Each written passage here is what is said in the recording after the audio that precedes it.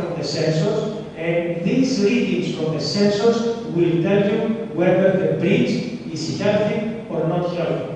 So if there is fatigue, if there is deformation, if there is corrosion, if there are cracks in the cement, okay, you will predict that those cracks will eventually lead to a bridge breakdown, therefore you have to accommodate that before it happens. Exactly the same thing, the same idea may be applied to bio-inspired airplanes.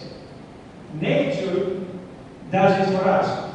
Birds do not need this high technology thing to fly, yet birds can fly for hours, for days, for months without stopping, without refueling, so to speak. Right now, we cannot fly anything unless we take off and land and then we refuel. So why not use ideas from nature to design bio-inspired structures?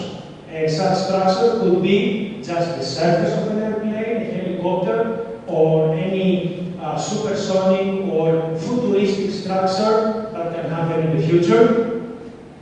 And as I said, I will give you more details about this later. The integrated energy and power systems.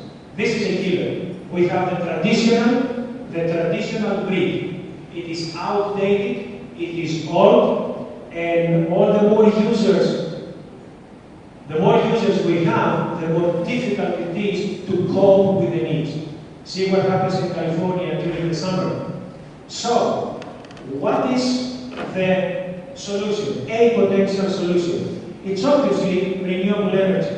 And there is absolutely no reason why solar and wind cannot be used to generate energy.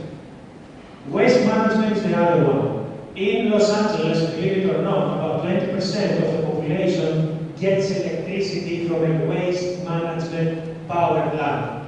I'm not going to touch nuclear, the Europeans are ahead, and in France, about 75% of electricity is produced by nuclear power. But in essence here, we are talking about a smart grid in which every single individual will have in his or her house solar panels on the roof, some very small wind generators, wind turbine generators in your backyard. You generate all the power that you need, and at the end, if you have any surplus power, you sell it to your neighbor who has more needs, or you sell it to the grid.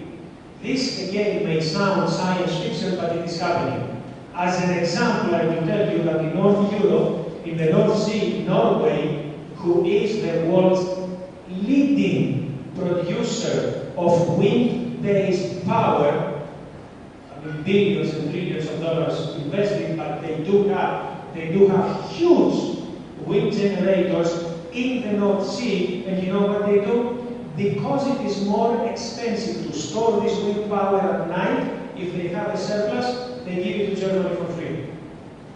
Because it costs more money to store it than give it. So apparently, when you come to such a smart grid, where each individual produces her or his electricity, and at the end of the day, you sell the surplus, or you buy what you need from the grid.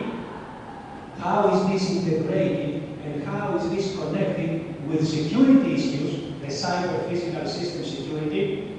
How is this connected when somebody wants to harm you? All those things in engineering are very well connected. Just a smart grid initiative, regulated, coordinated by the National Science Foundation and the US Department of Energy. Just for those two initiatives, we spend billions of dollars on an annual basis to produce, to generate prototypes of smart systems. We have an aerosol group for environmental monitoring, and Charlie Wilson in mechanical engineering leads this group, and he puts on the Predator, on the Black Hawk, sensors which model environmental conditions. The trustworthy cyber-physical systems is the last thing that I want to talk about, and this relates to security of information. you and I talk on our phone, our cell phone, and we don't want everybody to eavesdrop or hear what we say. And this goes, as you understand, this is very, very important, not only for military applications, but also for civilian applications. And when you look at this right side of the picture, this is your smart home. This is your smart neighborhood, where every single house will have solar, as I said, wind, and maybe a battery to recharge your car at night. So you have, and you are connected to the traditional grid. So let's say if there is no wind or if there is no sun, you cannot generate solar energy, so you need the traditional grid to give you. That requires the smart meters to be able to find out how much you produce, how much you work, but all those things are interrelated, and we do have, as we speak, 5 faculty members between computer science and electrical and computer engineering working on this issue of trustworthy smart grid systems and optimization of the smart grid, with potential funding coming from the National Science Foundation and the Department of Energy. And again, as part of the security issue, the smart neighborhoods, the smart cities, and also the urban chemical monitoring. In case that you have malicious agents, chemical agents which can attack you, you need to be able to identify that well in advance, and you need to be able to protect the environment. So our research, all of our research, focuses on making our everyday life better, on improving quality of life, and protecting not only the environment, but the people. To summarize about our SCCS activities: quality of education, small program, custom-made education, top-notch technology, and focus on those 4 areas. What is our future planning? A technology innovation center, a center for aging, biomedical engineering, and a virtual teaching center. That has to do with the customized hybrid education, where somebody can be physically here, but teach a class at the Johnson Space Center in Houston, or across the Atlantic.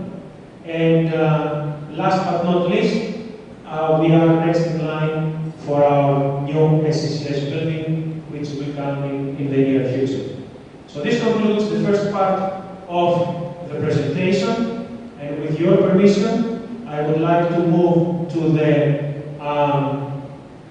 UAV presentation and just show you a lot of pictures about UAVs, tell you a little bit about the applications, and then I will conclude and leave the floor open to questions. Now we talk about UAVs, unmanned aerial vehicles, or unmanned aircraft systems, as the Department of Defense prefers it. So an unmanned aerial vehicle is anything which does not have a pilot. So imagine that you are in an airplane and you have no pilot. Okay? Well, for the time being, just imagine. Okay? So, unmanned aerial vehicle means the vehicle itself. System means everything. The ground station, who controls it, the integrated everything, that the components, which all together result in an integrated system. So I'm going to give you a historical perspective, which I have to admit I was astonished when I found out, and I did not know until 3 years ago when I wrote a book. And I'm ashamed of that. Unmanned aerial vehicles, the idea, is not new, believe it or not. I'm sure you all remember the Pythagorean theorem from our high school days, right?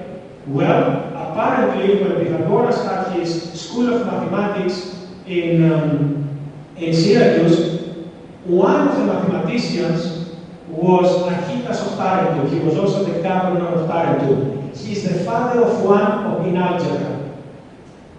In the ancient world, we had 0, and then we had 2, 3, 4. So he was the father of 1. He introduced the number 1. He was also a mechanic, and he also wanted to play, and he was doing structures to find out how stable